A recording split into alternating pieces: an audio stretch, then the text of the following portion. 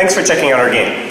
We're a small team of industry veterans who've all taken a big pay cut to work on our own game because we felt we had something innovative with a theme we personally cared about.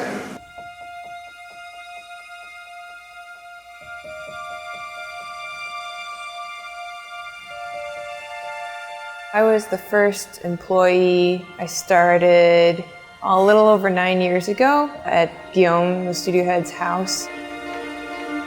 I've been making games for almost 30 years professionally, but I'd known Guillaume. We met in Toronto working at another company, and he asked me to come be the design director for We Happy Few. I'd like to welcome Guillaume Provost from Compulsion Games. Compulsion Games. Hi, we're Compulsion Games, and we'll see you at PAX.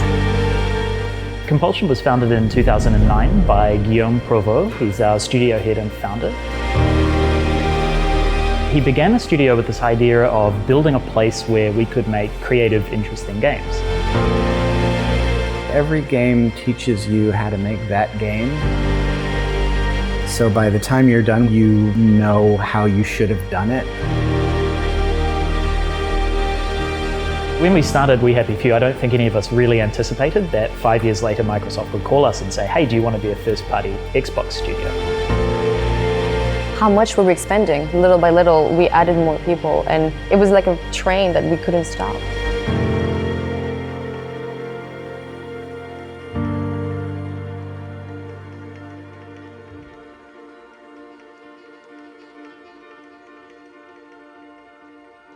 It's funny because sometimes people ask me, they'll put courage on me for starting a studio, and I laugh at them and I said, well, I kind of started it by accident. Tell me about you and your company and who the hell you guys are. I'm the studio head and founder of the studio. Originally, I didn't actually set out to start a studio. We're an experienced team. We followed our passion.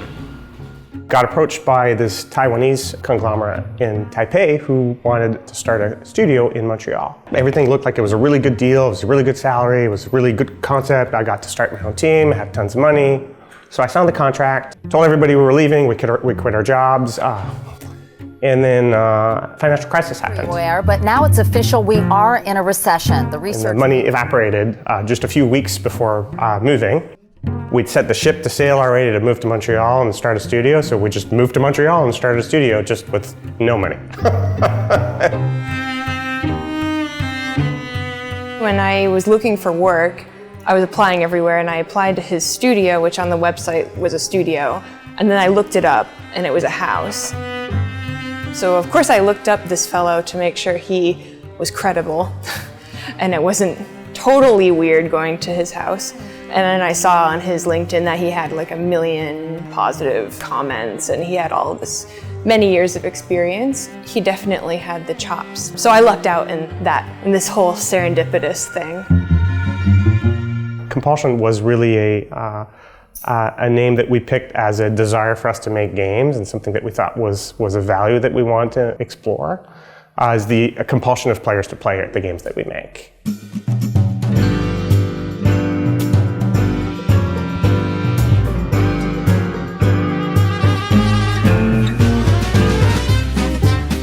I wanted to do art for games, but I wanted to work on more experimental stuff. So when I met Guillaume, it worked out perfectly because he was just starting his little indie studio and had this very creative project he was working on. Compulsion had been developing a game called Contrast for a few years. He basically founded the studio through that. In the very beginning, it was a lot of hard work. There was a main character, there was the main character's invisible friend, there were mechanics, there was no story. The main character didn't have a name, and so I came on and we started batting around ideas. We eventually arrived at a theme of fatherhood. I haven't thought about you in 1 million years. Well, then I guess I gotta remind you who I am. I'm just a wife and a mother now. Yeah? I heard you had a kid. We've been working really hard, and we're really excited about where we are. He had done a prototype and needed someone on the art side to bring an art direction to the shadow mechanic for Contrast. And then we moved out of his house to a little office just down the hallway, and A few other people joined the studio, so we were about 5 for a little while. And then we grew to about 10 when we released Contrast in 2013. And I had a lot of responsibility early on to develop the style for that.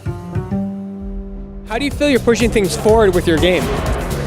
We try to tell human stories, I think, is the big part of it. It's not a story about getting the big sword and taking out the big, majestic bad guy. That's not us. You need to use your shadow shifting powers to solve puzzles. Contrast shadow play is enchanting, but the spell is broken midway through its roughly 5 hours when the puzzles start relying on cliché ideas like moving boxes onto buttons to hold doors open. The reward is always another glowing orb or another box to help solve another puzzle. But the biggest puzzle is Contrast itself.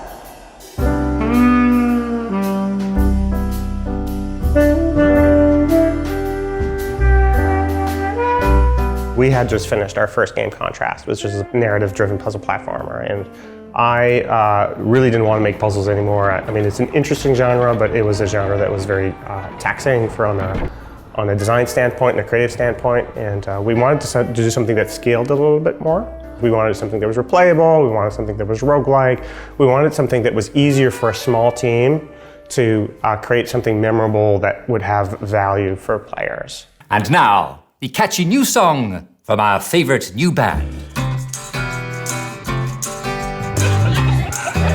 Have you had your joy, Ollie? People tend to forget about it, but we were actually a really small team. When we started We Happy Few, there was just 5 of us. We were making a game in the context of a team that was, less than 10 people. We were making a much smaller game at the time. I wanted to talk about dystopia, or wanted to treat a dystopian universe because we lived in happy times. You always want to kind of have an escape reality at the time. Lemonade and sunny dream, soda pop and football team. We Happy Few started as a project about drugs, dystopia, denial in a procedurally generated urban setting. It was this idea of saying, hey, we want to build a survival game, we want to build something that is challenging and hardcore, and then on top of that we thought, well, what kind of survival game would be interesting? We thought, maybe we will set this in a city, which is not where a lot of survival games are set. Guillaume wanted to do a game with happy drugs and happy masks. After some back and forth, our art director wanted to do something in groovy 1964 Britain. Oh, hello. One of Guillaume's ideas, which was really fascinating, was the idea of a survival game, but it was a social survival game. So instead of collecting wood to make a fire, you have to survive in a society. And for me, this is one of the kind of ideas that led to being 1960s dystopian England, because it reminded me of a bunch of cultural references that felt a little like that. We wanted to avoid really cliche themes like 1984 and gray concrete blocks, and moved into discussing a bunch of different things that we thought were inspiring, like Brazil, Clockwork Orange. We looked at a number of Aldous Huxley's Brave New World was also a big inspiration in terms of having happy drugs and this kind of feeling of a society that would be happy while being in a weird kind of controlled dystopia. Like Hot Fuzz was an example. This idea that you have this sort of perfect town and then you have this dark underbelly, and there's a sense of paranoia, and there's this sort of pressure from everybody to be perfect. Try this easy test. Are you having a conversation that's bringing you down? Then one of the people who's talking to you is a downer. Our art director, Whitney, really ran with that at the time and felt like the 1960s in England was a good setting and timetable to kind of cover that type of feeling, because it was a historical moment in time where the English stopped looking back towards the Second World War and were more forward-looking towards, the race to space and the future rather than looking back. And it's a time where there was a lot more form over function, so there's a lot of creative elements that we could piece out together that kind of fit well into the mold of what we wanted to build. The 60s was like I just felt it was a really strong period for a dystopia. You have this great Doctor Who sci-fi influence from English 60s television that I thought was really fresh. And to my knowledge, it hadn't been pushed in games to the degree that I thought it could be. A lot of people have been exposed to some cultural element to some degree, whether it's kind of the the quaint English setting or the kind of mod 1960s or the kind of retro sci-fi element. I just felt like there was a ton of crazy, cool material to work with. Why do we bury downers 20 feet underground? Answer, because deep down, they're really nice people.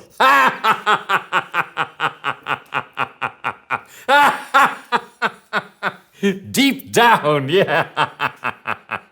I think that's the best one of all. It really is.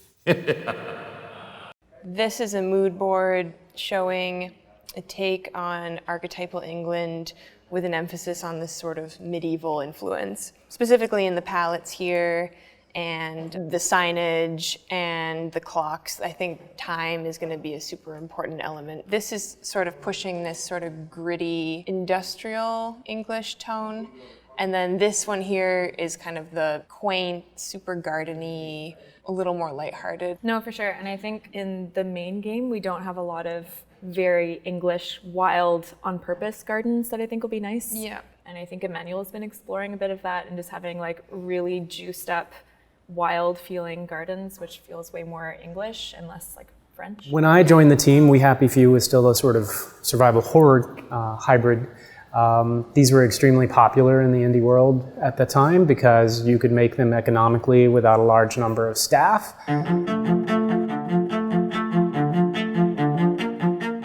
Now, interestingly, because it was a game that was made by such a small team, we moved away from telling a lot of story at the beginning, and we wanted to have like this replayable, systemic, roguelike experience that small team could do convincingly and kind of create an experience for players to enjoy. And that was really the genesis of what the type of game that we were making. But very quickly, we discovered, hey,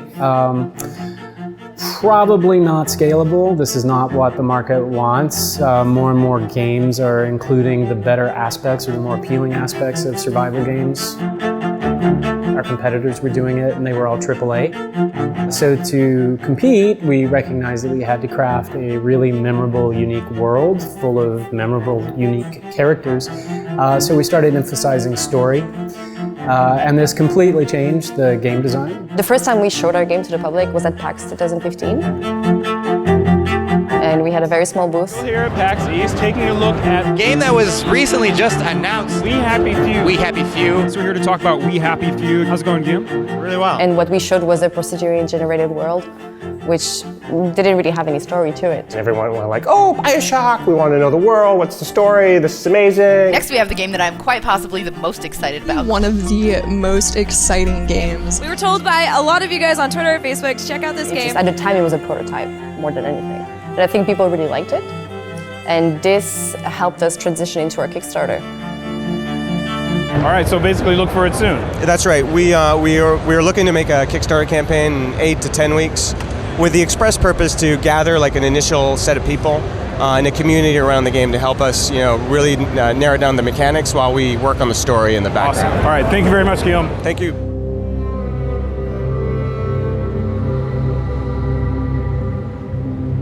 At the time, what we were trying to do was build an experiment with this idea of open development, seeking feedback as we go. In order to do that, we thought, hey, Kickstarter might be a really great opportunity to reach people who really, really care about the project. Any Kickstarter is a huge gamble. You spend months preparing for it and you have absolutely no idea if it's going to work. I'm actually sitting next to you already. The camera would probably just be framing you at that point. And then at one point, we switched to a camera framing both of us. I'm going to write myself just some quick cue cards, because otherwise this is going to be a complete disaster. Now, our next guest is Guillaume Provost, head of Compulsion Games. And we like to play games, don't we? So please give a great Wellington Wells welcome to Mr. Guillaume Provost. Thanks for having me on the show, Jack. Tell me, Guillaume, why make a game all about us? Well, we like England. Yes? We like the 60s. Yes, it is. We like a universe that is a little bit darker this time around. And Wellington Wells has been this alternate history where the England was actually invaded by the Germans during the war. Ah, yes, but we don't like to talk about so much, do we? Can I finish writing my cue cards? Because right now I just want to write my cue cards. I just want to write my cue cards. At least I get my talking points in order. So we were doing the Kickstarter campaign. Things were going really, really well. And then came E3, which was like this weird, it sucks all the vacuum of attention. Microsoft kicked off E3 2015 with an exclusive look at Halo 5 Star Wars Guardians. Battlefront. Fallout 4 is coming out November 10th. So our Kickstarter flatlined. We definitely had a little bit of moment where we were a little bit more worried.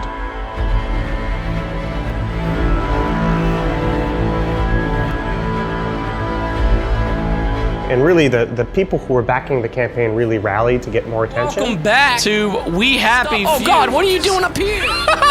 And we shot past our targets at the end. And really, it was kind of an incredible, interesting experience for us to just like understand that, yeah, actually, there was people out there that believed in what we could do and accomplish, and were interested in the type of game that we wanted to say.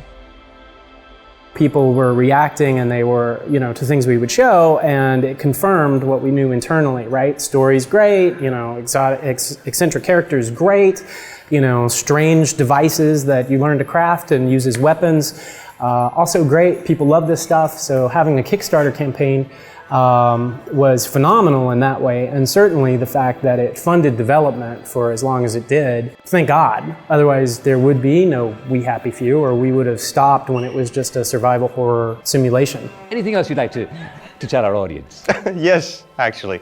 We worked really hard on this game, and we're always on the lookout for more feedback. So if you like the project, or you want to see more of Uncle Jack, come join us. Help us make this game. And I'm afraid we've come to the end of our time. Thank you so much for joining us, Mr. Jeffrey Porpoise, the creative director of We Happy Few. This is Jack Worthing wishing you another fabulous day in Wellington Wells. And cut! First time in the telly? Yes. You were a bit stiff at first, but I think you warmed up, and I think you did really well. Thank you, Jack. Okay. Good job. Thank you. From Kickstarter, we engaged that community for a while, and that gave us like an opportunity to really actually work with the community. We started doing community updates every week. The team actually made over 160 updates to the community over the course of the lifetime of the project to keep people involved and also to get feedback from them over the course of the development cycle. But we actually helped gather more momentum to actually get the attention of a big player in the industry, which was Microsoft.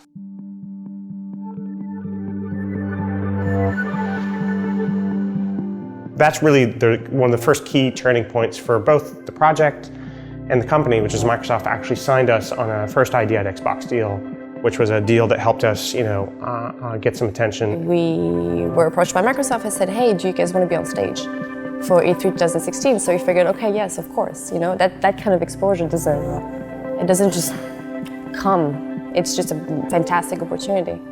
The community told us they wanted something. We had no money or attention or team to build those things. It's really a case of like figuring out how to make the egg and the chicken at the same time. It's been really the entire story of that project.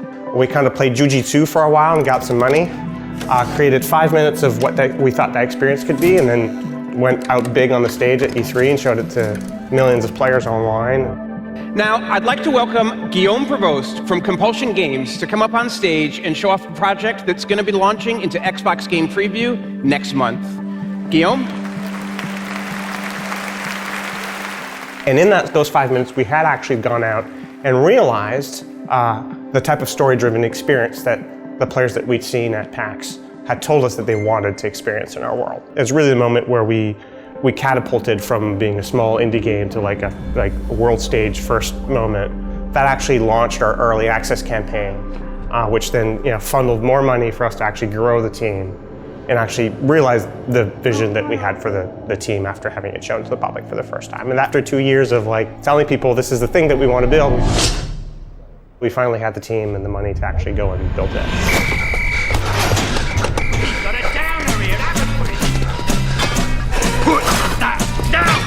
I'll fix you!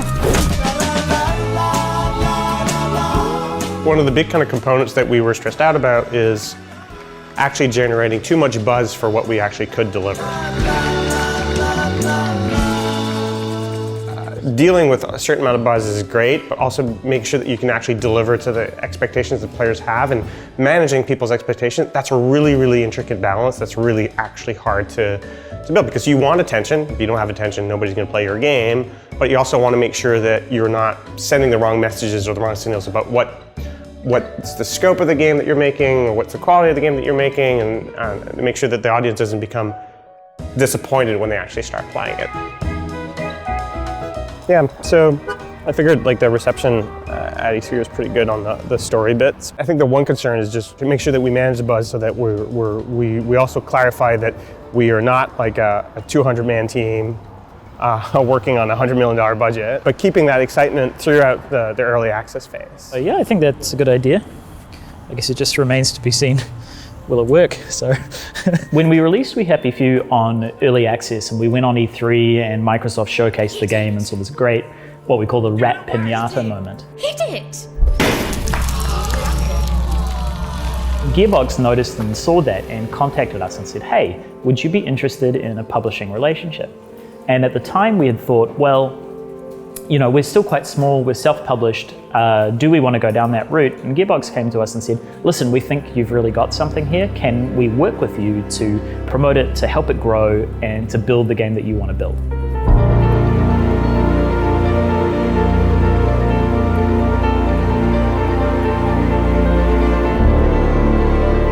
What people want is quite different to what we were thinking.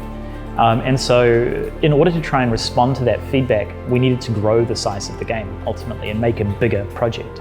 And when you're making a bigger project, it's very scary when you're doing that alone. What Gearbox provided us was a perspective and education and knowledge that we just simply didn't have inside the studio. So basically, as you get bigger, you want to have great partners to work with to help you build your game. You know, we attracted a lot of attention, and then with it, player expectations. We decided to make a bigger game, much bigger than what we originally had. And so the Gearbox partnership was a little bit difficult because we received a lot of backlash for it.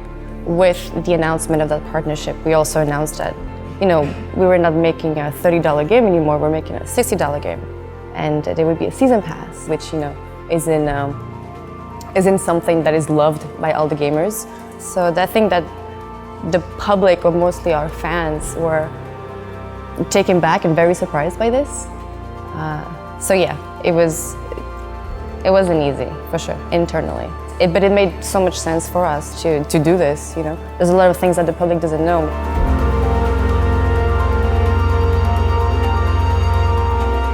You know, we needed to do this in order to grow our team, in order to build the game that people wanted to play, in order to make a game for the studio to grow. It was the logical step to do, for sure.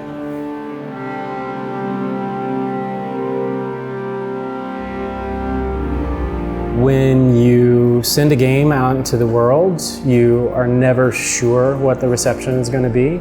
I've certainly shipped games and people went nuts. You know, I was like, great. You know, I did the best I could and you loved it. And for me, that's what I did with We Happy Few. I did absolutely the very best I could for that game from start to finish. And if people loved it, they were going to love it. If they didn't, they weren't.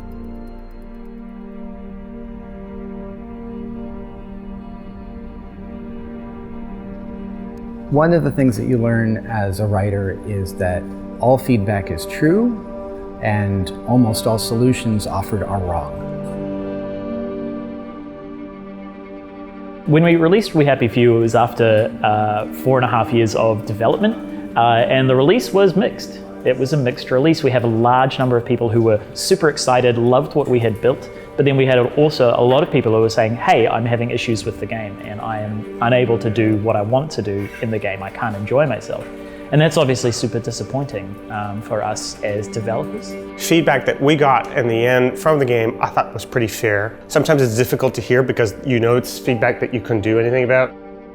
We were pretty aware of a lot of its flaws. The toughest feedback was, ironically, the same feedback that we had reached internally, you know, the same conclusions. There were bugs that we just were so difficult to fix that we knew about them and we just knew that we were going to have to suffer with them. And And then you feel bad because you know that people are going to see them, and it breaks the immersion, breaks the experience. People rightly point out that combat isn't as deep as it could be, and the AI are either overly predictable or entirely unpredictable, and that's fair. I think with the procedural generation meant that we couldn't predict even what we would find for bugs in a lot of ways.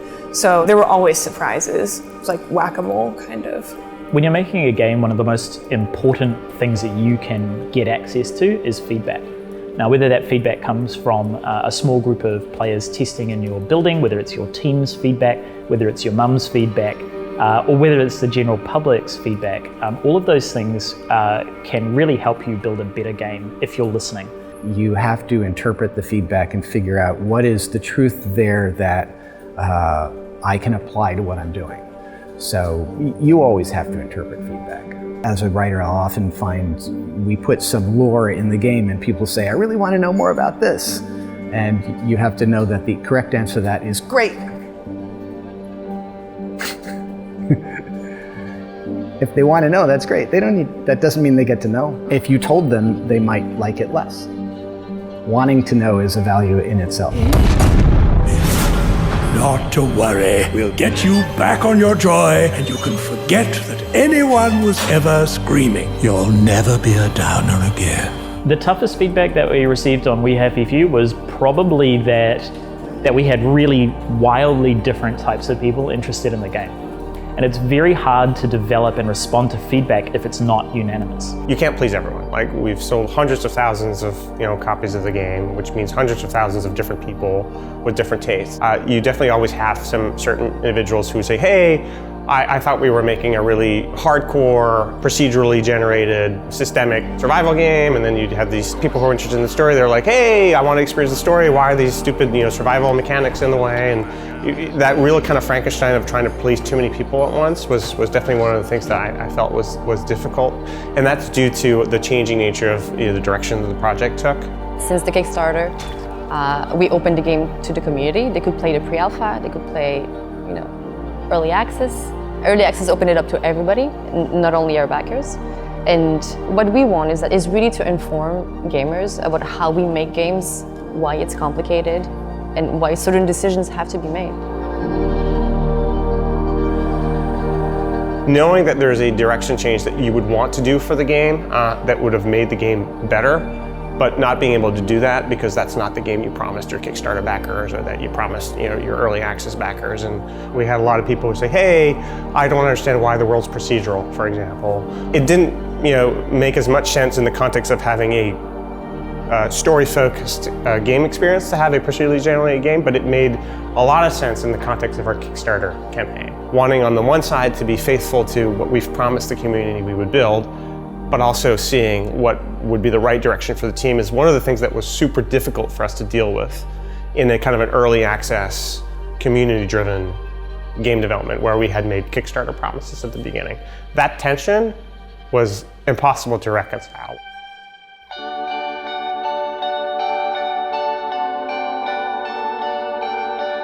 Thought I knew the difference between heaven and hell, between the dark and the light.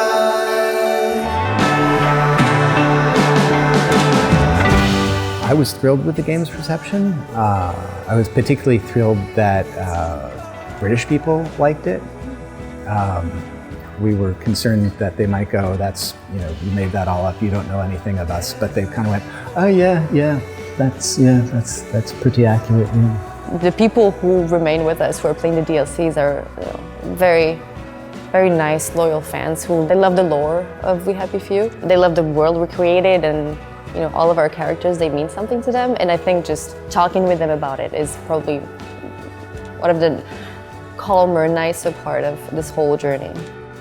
I think people really dug the story and the world, and felt that we took them to a place that they hadn't been before, and gave them an emotional experience. I think we're going to do even better the next time. Hello. Let's have a look at you, shall we? What happened to your clothes? Have you been running through rose bushes?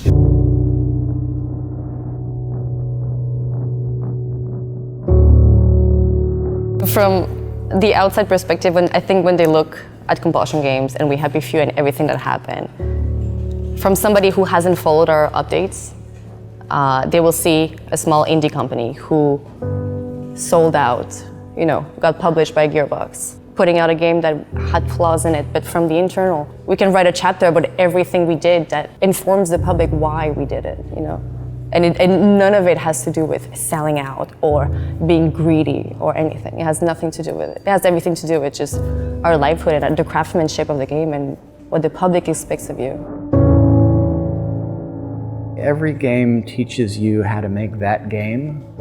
So by the time you're done with the game, you know how you should have done it.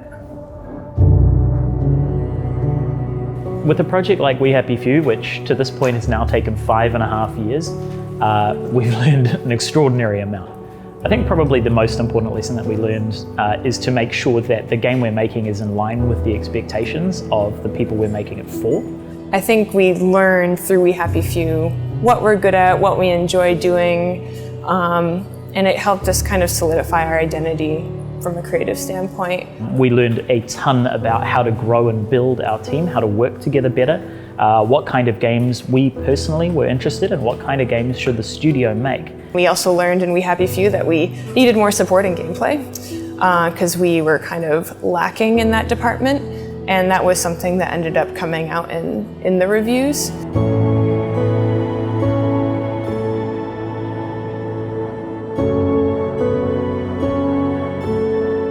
Looking back and having like 20/20 hindsight is always pretty easy. The thing is, I don't know that I would have done a lot of things differently. We did the decisions that we could at the time with the information that we had. So we were lucky along the way to have a good time and be there at the right time, in the right place for us to grow bigger with the game that we had.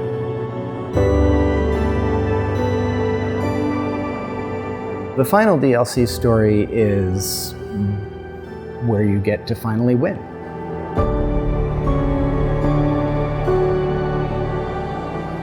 Victoria, or the Slave of Duty. I would start with just like the basic, she wants to impress daddy with her attention to duty. Have you forgotten your joy? Yeah, so she's all about the duty, idealizes. About the duty. Yeah, and then it switches to the point where she realizes that Bing is really a coward. So she goes off the joy. Okay, so she goes off the joy and she discovers that Wellington Will sucks. Everything has not been about duty. So that's where she goes, fuck it, I have to burn the whole thing down. Yeah, and that's when she goes and burns the whole thing down. And then we have all the fun gameplay that they're going to design, and you're going to blow stuff up. And Dinosaur battle. Dinosaur battle. I think want we a got dinosaur it. battle. Okay. Can we have a dinosaur battle? Okay. High five. Okay. I think our work here is done. The Victoria DLC is the conclusion of the We Happy Few saga, and it has been quite a saga. By the end of making We Happy Few, we kind of saw the engine that we'd created, what kind of stories that could tell really well. When we got to the final DLC, it's kind of the culmination of everything that we were trying to do in the first place. It's I feel, the game that we were trying to make. Truth is the enemy of happiness. It's very much like the base game in We Happy Few in the sense that it's a story about someone who goes off their joy and doesn't know what to do. It stars Victoria Bing, the girl that everybody knows even if you haven't played the game. She's the girl, with the piñata who tells you to get back on your joy and who eats the rat. And in this one, she's the main girl and she's the one who is off her joy now. Instead of focusing on survival-like elements, we're trying to tell a very linear, handcrafted story. We are exploring the story of a woman who's sort of the nemesis of the first character. She's somebody who has stood for authority, and now she's on the other side exploring the world that she created. Have you forgotten your joy? Why won't you give me my joy? I think the player probably has wanted to tear down this ridiculous system of We Happy Few, and We All Fall Down has the opportunity to stab the system in the guts and watch it bleed. It's you know, it's the grand finale, it's the end of it. It's the end of We Happy Few.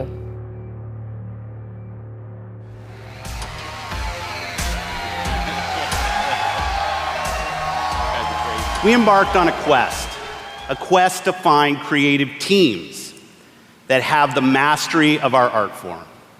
And we found innovative game designers, master storytellers, exceptional world builders. And now, I'm excited to welcome Compulsion Games to Microsoft Studios.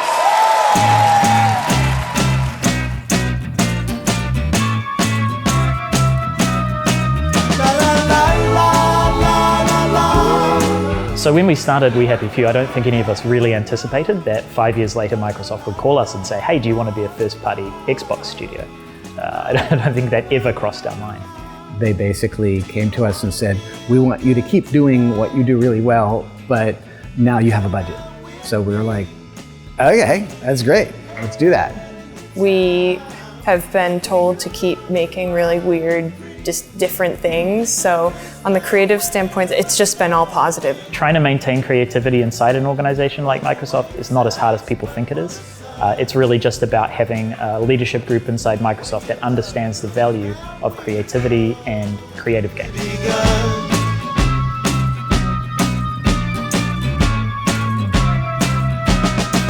We're spending a lot of time figuring out, do we think that we can raise the standards of quality of the games that we're building? Can we become a real first-party studio?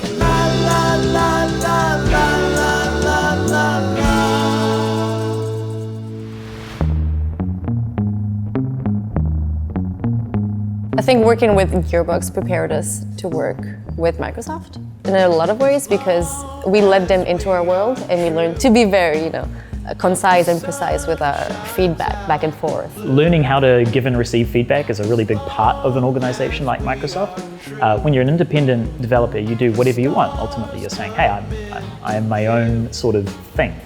For the first time in a very long time in my career, to be able to create without this cloud of impending doom about financing or studio politics. Not having to, carry those sort of twin albatrosses around, I think, are extremely liberating. Being independent is risky, it's scary, and it's one of the reasons why I have a ton of respect for every independent out there. When we were going through our We Happy Few's development, we had to seek funding every year and a half or so. And what that does is it creates strange incentives about how you develop, because you're always thinking, what happens if it dries up? Now, as part of Microsoft, we don't have to worry about that. We can now know that we are supported. We can start planning a game from the beginning right until the end. And that's actually removed a lot of the focus from finding where we're going to find the next paycheck to actually concentrating on what is it that we need to make great games. I could be more forward-looking to what do we actually need in order to actually succeed. And that's a huge difference from having a big backer like Microsoft that's allowing us our creative space and our creative freedom, from being an independent developer that's starving all the time and looking for money. Build the team not just for the next game, but for the next series of games. If everyone else is anything like me, I think they are preparing to do the best work of their careers. What a wonderful story. I hope you enjoyed hearing it as much as I enjoyed telling it. And remember, stay at home at night or terrible things may happen in the dark. I'm afraid we've come to the end of our time. Good night, all. You feel like it's made you a better studio? Well, I guess we'll know whether we're a better studio once we get out the next game, and people will tell us whether we're better or not.